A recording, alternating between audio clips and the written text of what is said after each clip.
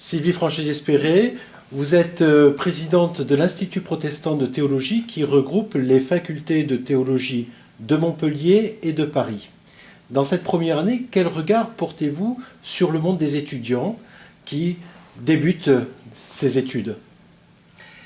D'abord, je voudrais dire que les étudiants, c'est notre raison d'être, c'est notre principale richesse et que donc nous avons la joie d'accueillir à la fois des étudiants qui ont une vocation pastorale, soit des jeunes, soit des moins jeunes, et qui s'inscrivent en formation initiale, qui suivent l'ensemble des cours et qui valident et qui s'approchent pas à pas du métier de pasteur. Nous avons aussi des étudiants qui s'inscrivent par intérêt personnel pour les matières enseignées, la Bible, la théologie systématique par exemple, et qui le font avec ou sans un arrière-plan de foi. Certains ne sont pas croyants, mais je pense qu'il y a toujours quelque chose derrière.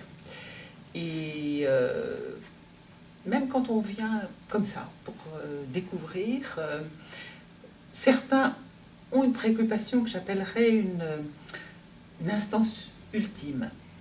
C'est-à-dire qu'ils apprennent la même chose que ceux qui ne sont pas croyants, mais à l'arrière-plan, pour eux, il y a quelque chose.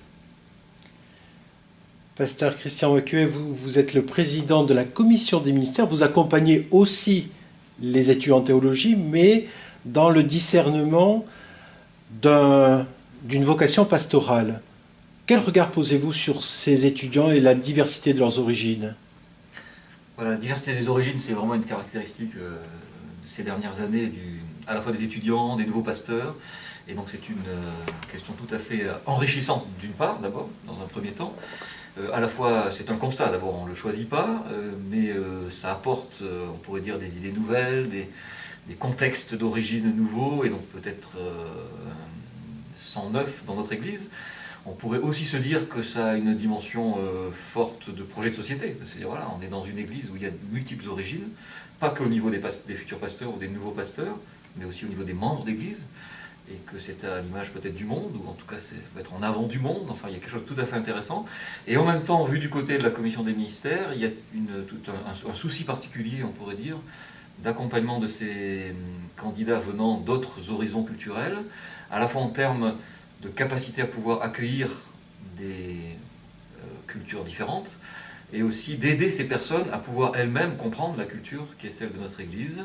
Alors c'est à la fois le travail théologique, donc de formation théologique, le travail d'insertion dans l'Église, le temps du discernement personnel, de la maturation, et puis le temps de la formation technique à l'exercice du ministère, qui peut être différent d'une Église à l'autre. C'est un peu dans tous ces temps-là que la commission essaie d'accompagner ces étudiants, le but étant qu'à l'arrivée, dans notre Église, ils aient un ministère épanoui, épanouissant, pour eux et pour notre Église. Et ce discernement se poursuit durant tout le cursus universitaire?